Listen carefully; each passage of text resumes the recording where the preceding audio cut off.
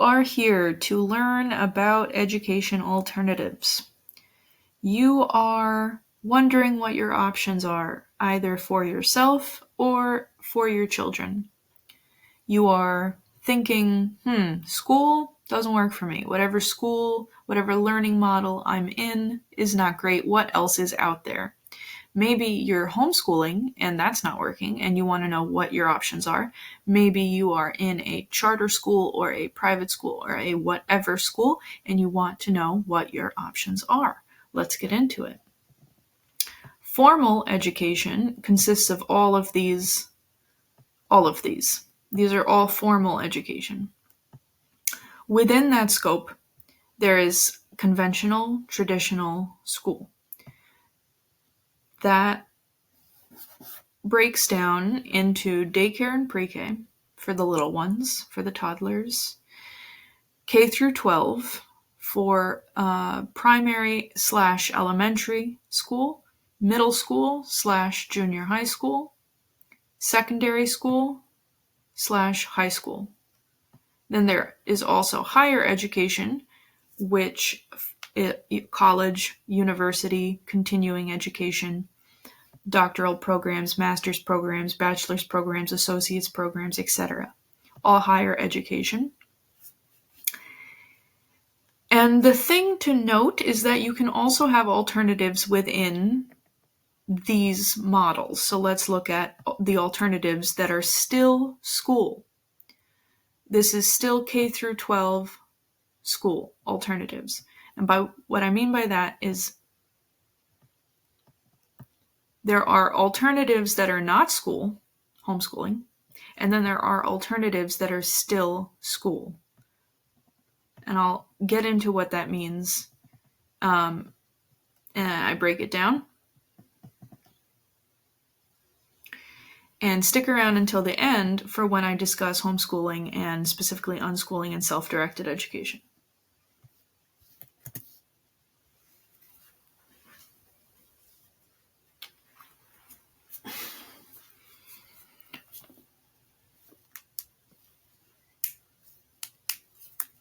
Conventional school, it works for people who like external instruction. Conventional education, conventional school, traditional school is predetermined, pre-structured, and the instruction is given from the teacher, and sometimes the teacher gets instruction from the district. And so this may work for you if you are the kind of person that likes a challenge, that likes the kind of challenge that is about competition and compliance.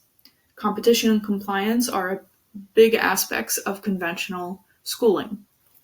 And if you thrive in that mode, then you'll want to follow through with that. If, on the other hand, you want to, for example, compete in a way where you don't have to comply, or you want to comply to something else, you want to comply to your own choices, then perhaps a school alternative, aka an alternative that is still school, would fit you better if you're looking in the K through 12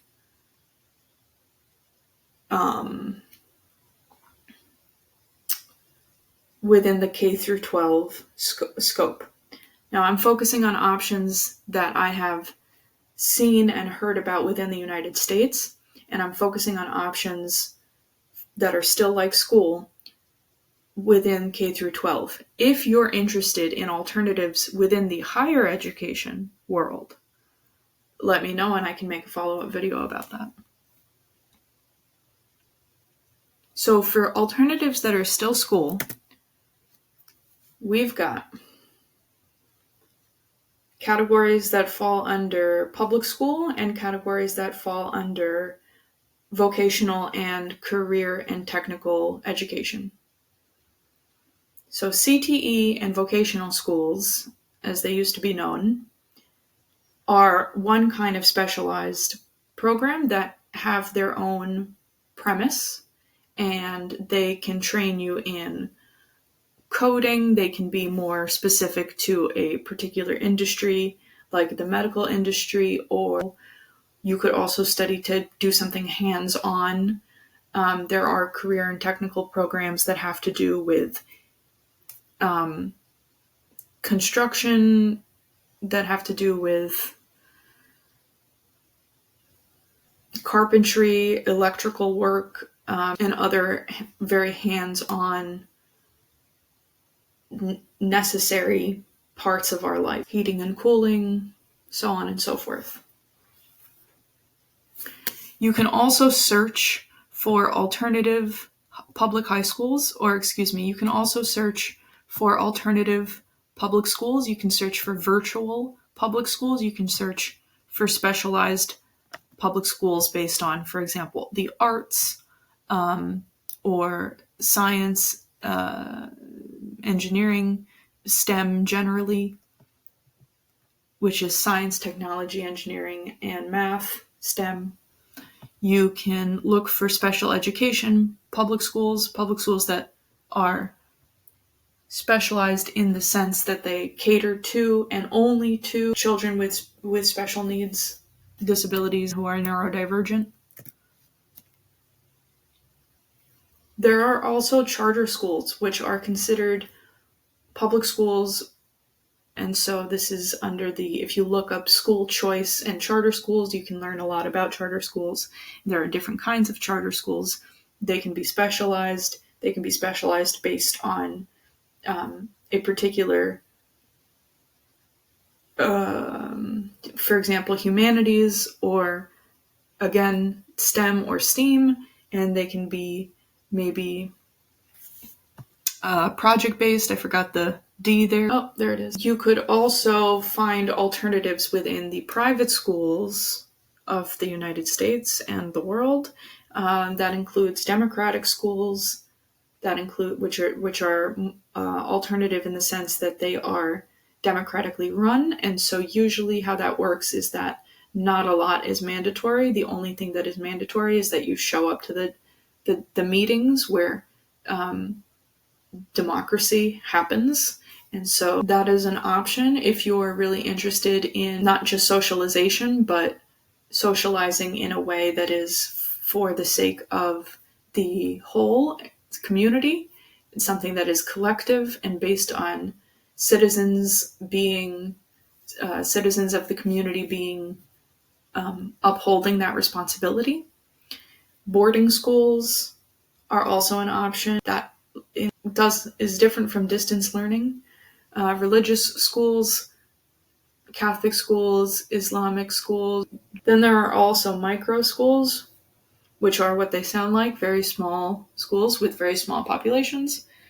And there are micro schools that have various locations as well.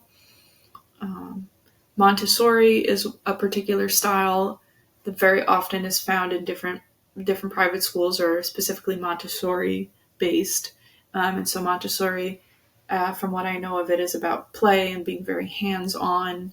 It also has a lot of learner-led inspiration. Waldorf is very arts-based, very much involved in the arts. Reggio Emilia, I don't know a lot about, but you can look that up. These are all options that are still school. And then there are options that are not school at all. So not school at all would be homeschool. Now, the thing about homeschool is that you can homeschool and it still feel like school, because perhaps you, the parent, have now taken the role of the teacher and you are giving your child classes, homework, worksheets. And so it's very much like school. As opposed to, versus unschooling, deschooling, which is a process of transitioning out of the conventional model. Self-directed education, there are learning co-ops, learning cooperatives, learning pods, forest schools, adventure education, outdoor education, lots of options and ways to homeschool.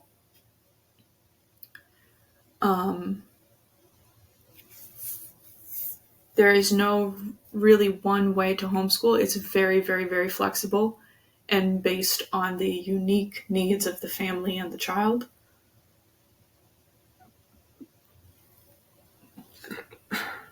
So this is what I would consider not school. You would say, no, my child does not go to school, but they do learn.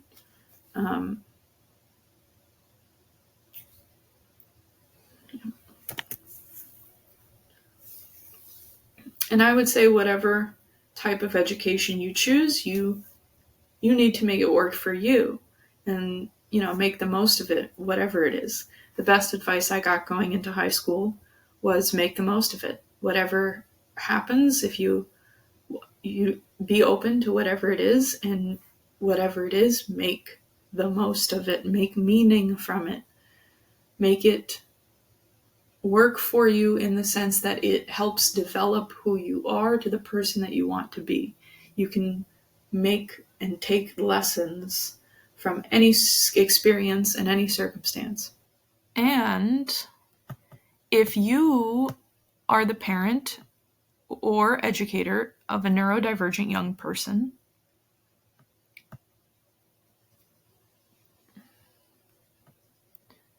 then join our community. We've got a laundry list of resources. We've got curriculum, templates, infographics, regularly updated webinars, community calls, an ebook, newsletter, and you can even submit requests for personalized support and receive specific guidance and resources tailored to your changing needs. You can go to offthebeatenpath.com and check out Neurodivergent Homeschooling Community and Resources if you're interested.